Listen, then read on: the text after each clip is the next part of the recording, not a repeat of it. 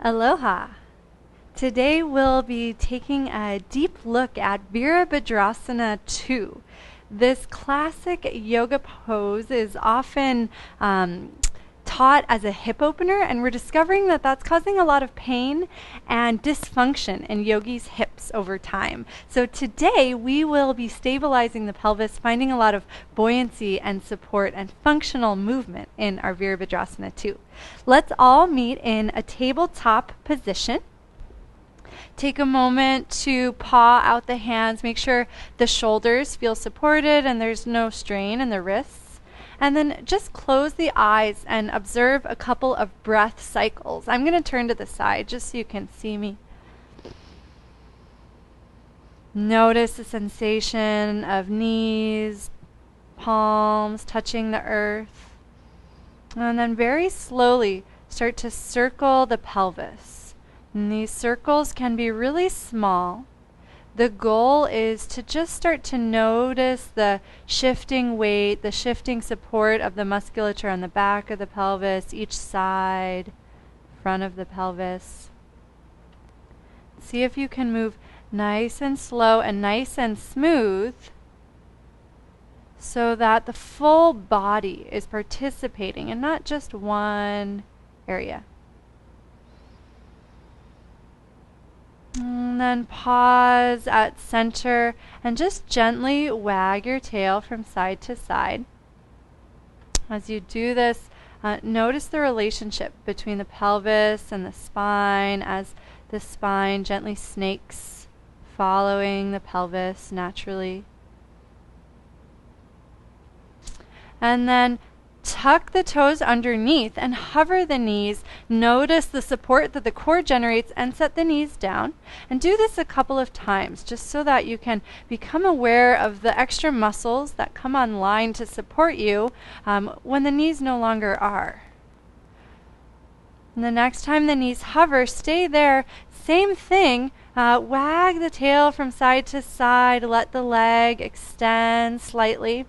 And then slowly walk the hands in and walk the feet out, letting the heels come to the ground. Shift the weight from side to side, noticing a sense of buoyancy in the pelvis. And then walk the hands all the way in. Let the knees bend deeply, let the head release. And then imagine you're like an inflatable raft. You're slowly filling with air, slowly and evenly. Gently push down into the feet as the body fills and expands. Try to feel the whole body participating to lift you to this neutral position. Let the heels come in a little bit so the toes fan out, and then shift the weight from side to side. Make sure the knees feel supported, so you might need to adjust the feet, walking them a little wider or a little closer. And be aware of your heels and their connection up into the back of the pelvis. Hands can be on the hips or open to a T. And as the weight shifts from side to side, start to notice how the spine naturally follows. You don't have to tell it to do anything. The pelvis moves and it guides the spine from side to side. Come to center for a moment and then just gently press into the feet, filling that raft fully with air. Feel a lightness and expanse across the body. Make any adjustments with the angle of the feet so there's no tension in the knees or the pelvis. And now imagine one side of that raft is starting to deflate. Let that side slowly start to release and then come back up to center. And do this for a few rounds on either side. And as each side deflates, try to feel the whole body releasing in unison. So there's not a sense of a side body stretch or feeling it just in the head, just in the shoulder. Be aware of your feet here, allowing there to be equal pressure in the heel and inside and outside of the big toe mound. And after you've balanced out sides, slowly inflate the body, coming to that buoyant center position observe a breath cycle just to really be in tune with your inner sensation. And we'll take this sense of buoyancy and equal support into Virabhadrasana 2. So take the right toes, turn them towards the short edge of the mat, and let the back heel turn out slightly.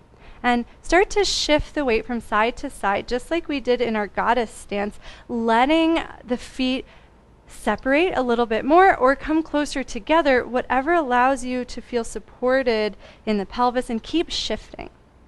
Pause for a moment at center, press into the feet, and let that energy transform through the whole body, letting the hands float up. You can gaze over the right middle finger, observe a breath. And now let's start to move here too. So start to shift the weight towards the right, really pushing into the left foot. And as you do that, notice how the spine starts to curve to the right. And then same thing, pushing into the right foot, allowing the spine to start to curve to the left. And so take a few snakes of the spine, starting from the feet, allowing the pressing of the feet to help you articulate the spine in this really smooth and fluid way. If arms get tired, you can always place fingertips on the shoulders. And then if you'd like to pause at any point, you can. Again, observe the breath, observe the joints. Make sure the pelvis and the knee feel really supported. There's no strain, tension. And then slowly extend the right leg, turn all 10 toes towards the side mat. And before we do the second side, we'll just take an easy forward fold. So same idea with that deflating, allow the knees to soften, slowly melt down. You don't want to feel this in one part of the body, so keep a deep knee bend, let everything release in a fluid way. You're welcome to shift weight from side to side. As you shift the weight from side to side, again, notice how the legs shift the pelvis and the spine is able to just glide from side to side with that direction from the pelvis. You don't have to think about it, just allow it to happen. And then bring the head to center, press evenly through the feet. Be aware of the back of the pelvis as you evenly float up to center. Heels in, toes out. Take one moment in that goddess squat just to shift the weight and find that buoyant sense in the pelvis. And then turn the feet. So now left toes turn to the short edge of the mat, right toes come in ever so slightly. Take a moment to keep shifting in the feet so that you can make sure the pelvis feels supported and that it can glide from side to side. And then pause at center and allow the body to fill and expand evenly. If you feel it too much in the hips, take a shorter stance, bend the knees softly so there's no tension. Ungrip the toes and then just press evenly through the feet to activate the legs, pelvis, muscles, and the core. And then allow that shifting to start to snake the spine. So push into the back leg, let it guide the spine forward. Push into the front leg, let it guide the spine back. And at any point, you're welcome to float into stillness. But sometimes when we go into stillness, we push a little too far into the hip opening. So the movement is what keeps us really buoyant and light, keeps all those muscles active. And then turn all 10 toes towards the side. Drop the hands and slowly heel toe the feet in. And just pause for a moment in this neutral position. Notice any sense of lightness in the legs and pelvis. You're welcome to take another forward fold as a counter pose, and that's our Virabhadrasana 2.